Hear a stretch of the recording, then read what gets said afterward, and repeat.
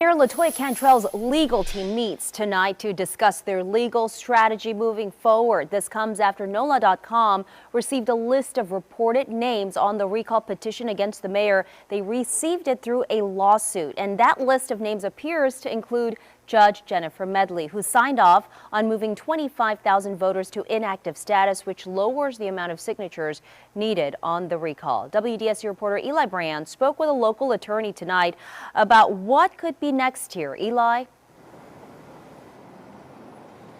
Well, that attorney says the potential case moving forward is all about perception, and the potential fact that Medley did not recuse herself could make the case for the mayor.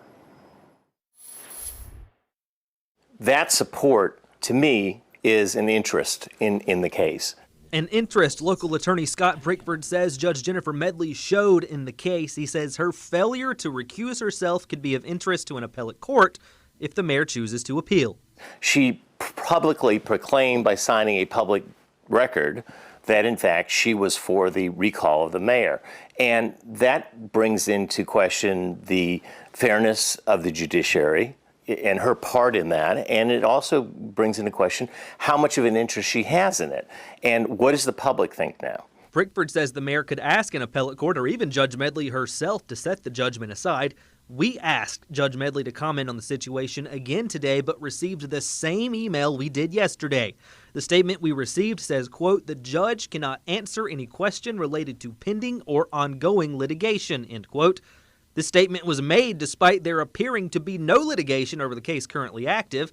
In a follow-up phone call with the court, we asked if the judge could comment as a private citizen who signed the recall and if they could tell us what litigation they were referring to. We were told judges do not like to give comment and they aren't commenting just in case further legal action is taken. Brickford says the potential conflict of interest is already hurting the public's perception of the situation. For the judge to basically have publicly proclaimed that she was on one side or the other of an issue and then rule on it and not disclose it creates a lot of public perception issues for the judiciary. Judge Medley not talking. We also reached out to the Secretary of State for comment, and we were told they wouldn't provide one. We also reached out to recall leaders who say they vetted most of the names that signed the petition. The only response we got was from Laura Canizaro Rodriguez, an attorney who filed with them on the lawsuit that was signed off by Judge Medley, saying, quote, "No, sorry, we are not issuing any statements about that."